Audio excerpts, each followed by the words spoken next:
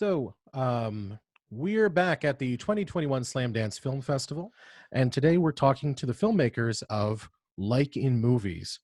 It's a series that we've programmed at the 2021 Slamdance Film Festival Episodes program. And I want to begin by having the filmmakers introduce themselves and what their role was in the project. Right, great. So should I start? Yes, please. Okay. My name is Yoh Komaya, and I'm the creator of Like in Movies. I do producing and writing and shooting and like directing and editing and everything myself, kind of. So that's me, Yoh Komaya. And でいこう。じゃあちょっと自己紹介何をやったか。日本語で大丈夫です。ミノル役をやった竹尾伊藤です。He played a character called Minoru, the main character, and his name is Takeo Ito. And 音役をやった亮太です。His name is Ryota Taniguchi, who played Otto, the character in the movie. So that's... Well, thank all of you for joining us today here for the Q&A for Like in Movies. It's an interesting project because it's for us, it's an international project, and we always like seeing talent from filmmakers. You guys are actually speaking to me right now from, are you guys in Tokyo? Is that right? Yes, we at the Shibuya in Tokyo, and we are like 8 o'clock in the morning here. I love Shibuya. I love Shibuya. Right. I love Tokyo, man. All right, great. Tell me a little bit about Like in Movies. Tell me about what the series is about, who the characters are, what's the setting. Okay. Well, it's the series is on YouTube, and it's a series is about like movie nerds in Tokyo. The first setting is like 3 movie nerds characters, Minoru and Otto and Ami is the 3 main characters, and they basically go around and do whatever movie nerds do in Tokyo, and they like meet series the many different characters with different movie nerd characters, and a lot of strange things occur to them, and that's like sort of daily lives of movie nerds in Tokyo. That's the main setting, and that's what happens in the show. How did you come up with the idea for the show? What inspired you? Well, first of all, I wanted to make a comedy show on YouTube, and also I was wondering, you know, what kind of show should I make? Then I just thought about, like, you know, why don't I make a show about me? Because I'm a big movie fan, and also I have a bunch of movie nerd friends. And they're funny, and we just go around Tokyo almost like, you know, every week, and we just go to theaters and talk about movies afterwards, and we just, you know, like talk about, like, you know, what if this and what if that, and it's just my daily life is full of movies, and I think that's sort of fun to make a show about it. And also another thing is like to be successful on a YouTube series, I needed to I don't know, be consistent, keep making the new shows like almost like every week or every 2 weeks or something. And this consistency is very important. So I need to pick up subjects that I didn't know about. And that's why I wanted to make a show about like people like me, like movie nerds. So that's what the main idea is coming from. Well, I wonder, because the series is in Japanese, of course, and you know the story unfolds on the streets of Tokyo. Do you think that the Japanese audience has seen enough of these American films that are mostly referenced in the show to understand everything that you're doing with the project? Oh no, man, they don't get it. But that's the beauty of the show, I'm thinking, because when let's say when I see a documentary or any kind of show that's about subject that I have no idea about, but still really appealing to me. So I was thinking about, like, you know, well, you know, why don't, because it's independent anyway, so why don't I make let the character talk about some movies, not like Star Wars or let's say, like very well-known movies like, from old age or something. They should talk about something not like, let's say, very famous people. They just should talk about, the small movies nobody has seen. I believe that's going to be still appealing to Japanese people, even if they don't know anything about, let's say, the movies all those nerds going to talk about. Has any of your viewership, your audience on YouTube, have they reached out and talked about how they've started watching some of these movies because they've seen it in your show? Oh yeah. I've heard of those, like, sort of, stories, like, they really, because of my show, like, they started, watching movies, or they really wanted to know that one scene main character is going to be talking about, they are talking about really fun, like, this scene from these small movies are really exciting, but, the viewers never heard of that movie. So they go out and look at it and go back to the YouTube series and see that again, and they have another fun. I think that's another way of, getting into the show. Cool. One thing that really stood out to me about your series was how natural the relationships felt. The actors felt, when I'm watching, the friendships feel real. Were you guys, especially, you've got your wonderful actors here, were they friends before this, or how did they develop those relationships to feel so natural? Okay, let me ask that to Takeo, that's who played Minoru. 今の Great. 質問さっき言ったのと同じで、どうやってそんなにナチュラルにできるんですかっていう。それはもう弟、りょうたと僕は一度共演したことがあって、それでアミちゃんだけが、その日、前日に監督のオファーを受けて、前日に合流してて、アミちゃんだけは知らない。Oh, they were sort of friends before because they were in the same play before. But the girl, Eddie, who played Ami, the girl, I called her like a day before the shooting. We are looking for an actress, and can you come and play? And she said sure. And so the shooting day is the first day 3 of them really met. They even never heard of each other before.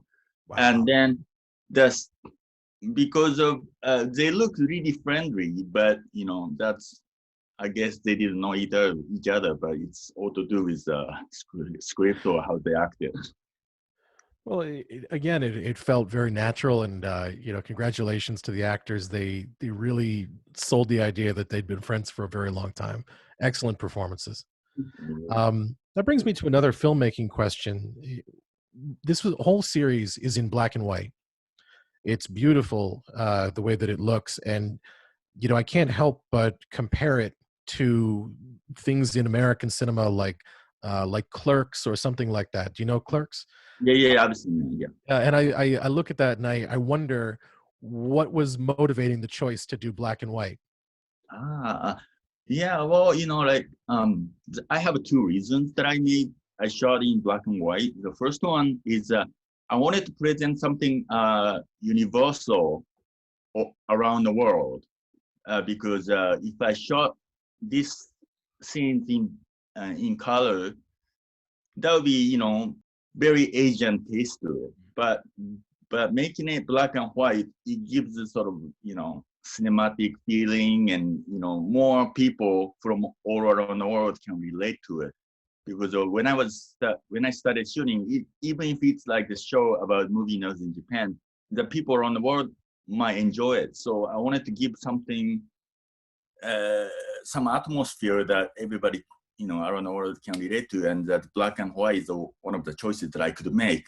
And also another reason is that, like I said before, the consistency is a big thing in YouTube channels, and let's say if you make one show every 1 month and, people have to come back in 1 month and they just forget about you sometimes. So I wanted to, I don't know, make the episode every 2 weeks. So to do that, I wanted to cut down very, all the details and cut down crews and stuff. And then black and white makes me easy to edit. And also no need for color grading. And also a lot of things can be, deceived. You mentioned about making it feel a certain way for audiences outside of Japan. So how do you see this show for audiences outside of Japan? Are you looking to have people from all over the world watching, or are you making this very Japan centric? I'm thinking about audience all around the world all the time when I'm shooting this, because, when we shot, like, let's say 18 episodes already, but and for every episode, I'm picking out the subject like people all around the world can relate to, not like, let's say, like Japanese programs or only people who are from Japan can enjoy it. I'm always thinking about, what if I shoot this and, like the people from the United States going to be relating their experience to it. And we are trying to make sort of a channel with English subtitle on it. So I think like next couple months, like all over the people all around the world can watch it, liking movies with subtitles on it. What drew you to the episodic format for this project? Oh, see, I picked episodic format before the story. It's not like I wanted to, I had this idea for liking movies and then thinking about what if I make this, what if I make movie about it, or what if I make episodic, series about it. First thing on my mind was like, how should I make a comedy show on YouTube? So it was like format first. It's strange. I don't actually do it usually, but it was like really challenging, and it was a really appealing challenge to me. Well, it works really well. Really, watching the relationships change from episode to episode, and since the episodes are coming to an end soon, if you were going to make another episode to show the characters in 10 years in the future, where do you think the characters would be? Where do you think that what do you think their lives would be like 10 years from now? I will. Well, some of them are married, and I think my character Minoru might not be married because I like, let's say, well, he could be like, like the character in Woody Allen movie or something. It's just like, he could be married, but he could be divorced. So maybe after the divorce, Minoru could be after divorce. And Otto could be, dating someone. Maybe he became famous for something. Like, let's say he became famous actor, or he became famous novelist, and he dated beautiful girl, and he keeps breaking up because he doesn't have a, good idea of relationships. And Minoru is always respected as a movie nerd because he's sort of he doesn't do anything, but he's always respected in this series. So, and the girl, Ami, is probably married, but also they have a still friendship with those two. And because the girl, Ami's character is always in between, let's say, regular people with like, let's say, who likes watch sports, or like who like, I don't know, like girl talk or whatever. But she's also a heavy movie nerd too. So it's like she's in between. That's the character. So probably Ami's married, maybe with a child, but she still have this movie nerd side of her life, and she's in between and always suffering. That's what I would think. If you were going to do one episode that was specifically about a Japanese movie, the same you do with like the American movies, what Japanese movie would you do? Well, when you say that, I would like to. Well, my favorite Japanese movie always go back to Kurosawa, but that wouldn't be fun. You know what I mean? It's like making a show about Spielberg or like let's say John Ford or it's everybody know that movie, right? So I would want to pick some legendary or cult Japanese movie that nobody has seen, nobody except Minoru has seen or something, and then I'll just pick small pieces of it and I'll just make it interesting so people watch my show, and after the show they go look for the movie in a website or something. There's a couple movies that I really love, but let's say this, like one. What do you say that in English? It's like one song miracle. I don't know. One hit wonder, right? Mm-hmm. One hit wonder, was it? That's right. right. There's a movie director. What's that? Yes, one hit wonder. One hit wonder, right? Yeah. So there's a movie director like that in Japan too, like one movie wonder. So I would make a movie show. I would make one episode about those like one hit wonder movie directors work, and that would make the show interesting. Is what I would do. I'd love to see an episode where all the characters are in a situation with something crazy like Tetsuo the Iron Man or something crazy. I don't know. Yeah. Those are good movies. They could be like Minoru could be doing like a mimic about it. Yeah. Well, thank you guys for joining me today. I really appreciate you taking the time, and I hope that everybody who's watching has enjoyed the Slamdance 2021 Film Festival so far. There are plenty of great films and Q&As and other things to check out.